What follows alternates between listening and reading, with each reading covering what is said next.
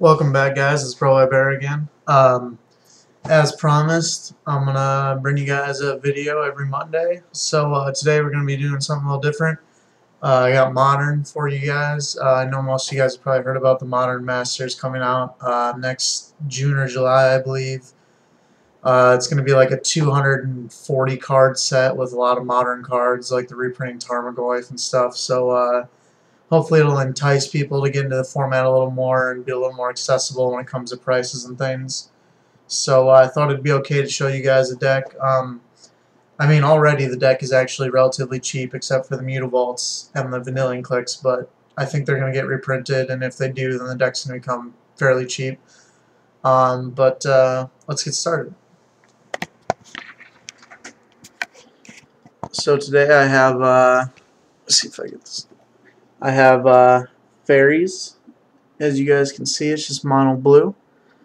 So we're going to start out with just 17 basic islands. When it comes to casting things like cryptic commands, and I mean really, like everything in our deck is blue. So I mean we need to have blue sources all the time. So we guarantee we have them. So we play them. We play Mutavaults. They're fairies, and they're awesome. I mean, with Scion, they become untargetable. They get Shroud, and otherwise, I mean, it is 2 damage, so it's even when you draw it, like it's kind of like drawing another creature. It's like having an extra 4 fairies in the deck. It's always good. And then Tech Edge. Now, I don't know that all decks run these, and if they do, I don't think they run 4. I like it a lot because there's so many decks in Modern right now that get greedy with their mana base.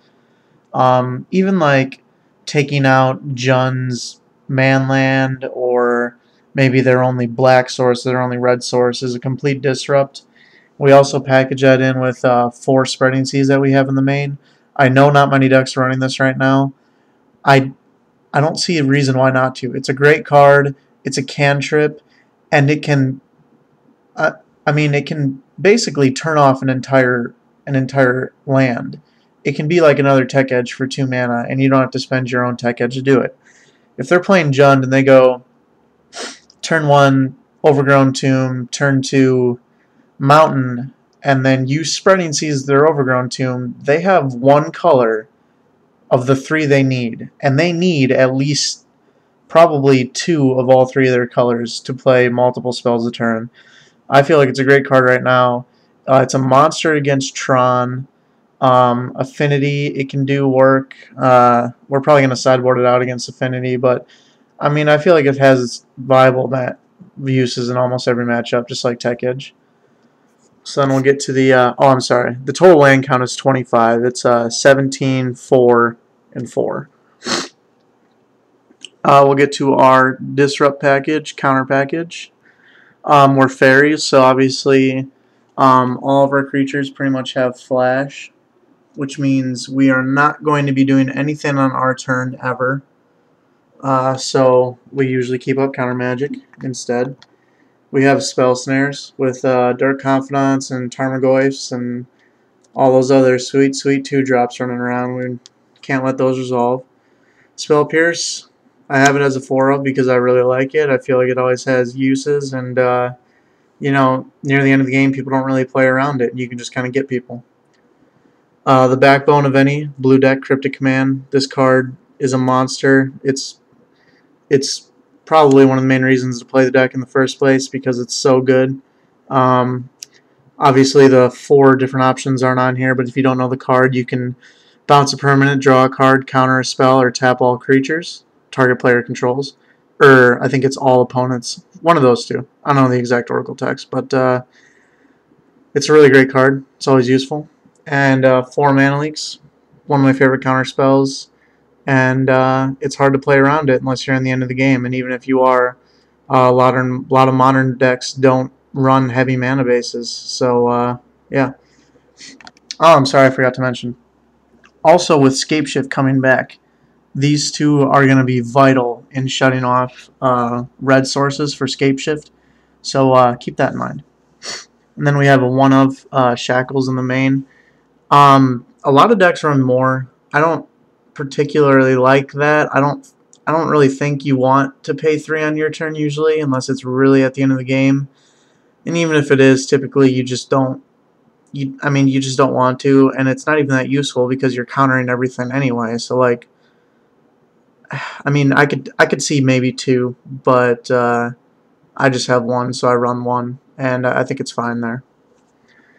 So we'll go to the fairies, the actual package of creatures.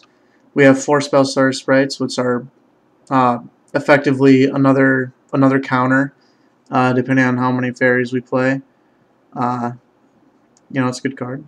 4 scions, which are vital in order to make our other guys bigger and give them shroud. And obviously, if you get 2 in play, they give each other shroud. So basically, short of a field wipe, there's no way for them to interact with your creatures. We have Mistbind Click, which is more disrupt. Obviously, you champion a fairy, then you can tap all lands. So you do it on their upkeep, shut all their lands off for the turn, and you basically get a free 4/4 and time lock them. And then we have 2 Vendilion Clicks. Most people play 3. I just don't like drawing. I like drawing them, but not a ton of them because they're legendary. So, granted, you can Vendilion Click your own Vendilion Click away. I don't think it's an amazing card right now. It gets killed really, really easily. It is good, but I think we have other better things to do, like keep open more counters on their turn, because you have to.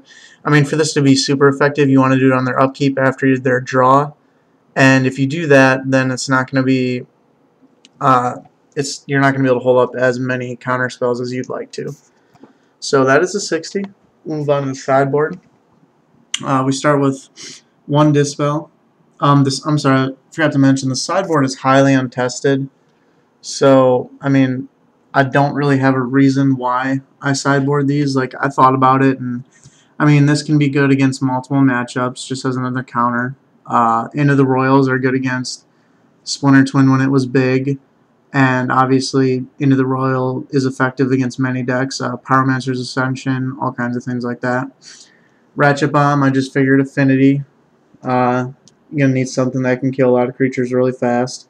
If not, it's viable in almost any matchup because it can kill effectively anything.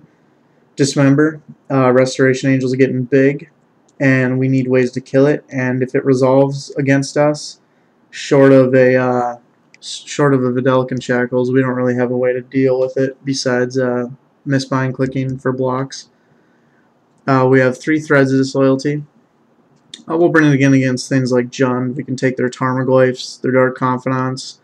Everyone loves those cards, so why not give us 3 of them, at least in blue.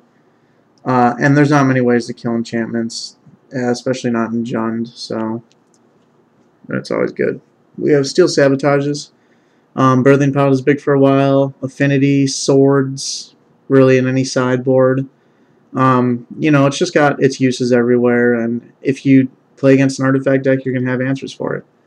And then we have Images. Obviously, if they do end up resolving a Primeval Titan, we have one of our own. Or, things like... it has multiple uses. We can bring it against Tron. We can bring it in against Jund. It just depends on what your matchup is. Kills legendaries. It's mostly in there for Geist Saint Traff protection. So, there you guys go. Let me know if you guys have any questions or any thoughts. Thanks for watching, and I will see you guys next Monday. Have a good one.